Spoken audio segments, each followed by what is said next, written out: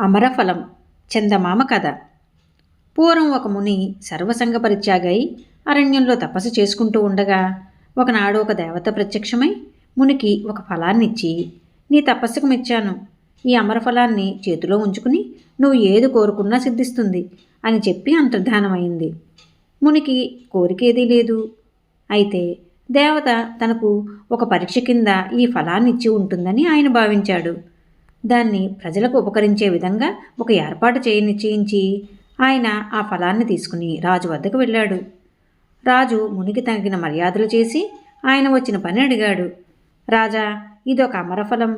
దీన్ని వెల ఇచ్చి కొన్నవారికి ఒక కోరిక సిద్ధిస్తుంది.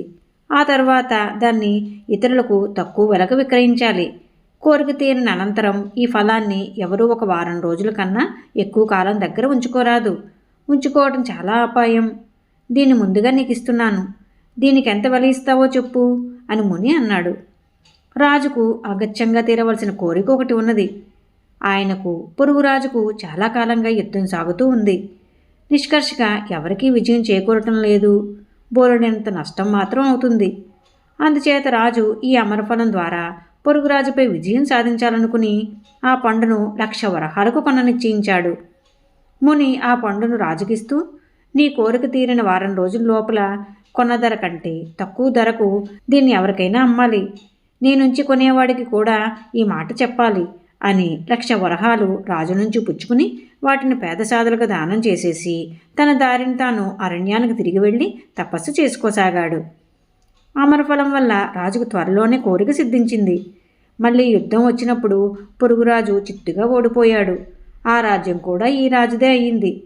విజయం లభించినాడే రాజు నిండు కొలువులో అమరఫలాన్ని అందరికీ చూపి దాని మహిమ గురించి చెప్పి కావలసిన వారికి దాన్ని విక్రయిస్తానన్నాడు. దీర్ఘవ్యాధితో బాధపడుతున్న సామంతుడొకడు దాన్ని 90,000 వరహాలు ఇచ్చుకొని తన వ్యాధి నివారణ చేసుకున్నాడు. వెంటనే అమరఫలం చేతులు మారింది. దాని ప్రభావంతో అనేక మందికి అనేక రకాల కోరికలు తీరాయి. కొందరికి వాణిజ్యం కలిసి వచ్చింది. కొందరు విద్యావంతులయ్యారు. అనేక మంది వ్యాధుల నుంచి విముక్తులయ్యారు. కోరికలు తీరుతున్న కొద్దీ అమరఫలం విలువ కూడా తగ్గుతూ వచ్చింది. చాలా కాలం గడిచింది. పుష్యార్కుడనేవాడికి పక్షపాతం వచ్చింది. అతను ఒకప్పుడు అమరఫలాన్ని కొని తన భార్యను మృత్యుముఖం నుంచి తప్పించాడు. ఆ అమరఫలం ఇప్పుడు ఎంత వెలలో ఉన్నదని విచారించగా 2 కాసులని తెలిసింది. 2 కాసులిచ్చి దాన్ని కొంటే తన వ్యాధి నయమయ్యాక దాన్ని మరొకరికి 1 కాసుకే అమ్మాలి. ఇక ఆ మనిషి దాన్ని ఇంకెవరికి విక్రయించలేక ప్రమాదంలో పడతాడు. ఇలా అనుకుని పుష్యార్కుడు అమరఫలాన్ని కొనక వైద్యున్నే నమ్ముకుందామన్నాడు. కానీ అతని భార్య మాలిని తన భర్తకు తెలియకుండా 2 కాసులిచ్చి తమ నౌకరు ద్వారా ఆ ఫలాన్ని తెప్పించి తన భర్త వ్యాధి నయం కావాలని కోరుకున్నది. పుష్యార్కుడు వ్యాధి తీసేసినట్లు నయమైంది.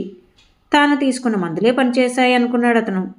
ఇప్పుడు మాలిని అమరఫలాన్ని ఎవరికన్నా 1 కాసుకి అమ్మాలి. కానీ ఎవరికైనా అమ్మటం? అమ్మితే కొన్నవాళ్ళ గత ఏమిటి? అమ్మకుండా తన దగ్గరే ఉంచుకుని ఏ అపాయం వచ్చినా భరించడానికే ఆమె నిశ్చయించుకుంది. తనకు ప్రమాదం ఏ రూపంలో వస్తుందోనన్న బెదురుతో మాలిని రోగిష్టి దానిలాగా అయిపోయింది. నౌకరు ఒకనాడు, ఏమండి అమ్మగారు, ఒంట్లో బాగా లేదా అని అడిగాడు. ఇక నేను ఎంతో కాలం బతకనురా అని మాలిని అమరఫలం గురించి చెప్పింది. ఎందుకండి అమ్మగారు మీరు చావటం అన్నాడు నౌకరు. దాన్ని ఎవరికి అమ్మనరా? ఎవరు కొన్నా ఇదే చిక్కులో పడతారు. చూస్తూ చూస్తూ ఇంకొకరిని చంపటం దేనికి? నేనే చేస్తాను అన్నది మాలిని. నౌకరు నవ్వి, ఎవరూ చావద్దు, 1 కాసుకు ఆ అమరఫలాన్ని నాకు అమ్మేయండి అన్నాడు.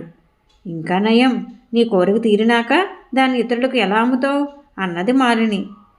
నేను అసలు కోరితే కదా దాన్ని పెట్టెలో దాచేస్తాను అంటూ నౌకరు 1 కాసు తీసి మాలినికిచ్చి అమరఫలాన్ని తీసుకుపోయి తన ఇంట్లో కొయ్య పెట్టి అడుగును దాచాడు. అటు తర్వాత అది ఏమైంది తెలీదు. కొంతకాలం అయ్యాక చూస్తే దాని జాడ కనిపించలేదు. ఈ కథ మీకు నచ్చినట్లయితే లైక్ చేయండి, షేర్ చేయండి. మరిన్ని మంచి కథల కోసం మా సంపత్ ఛానల్ని సబ్స్క్రైబ్ చేసుకోండి.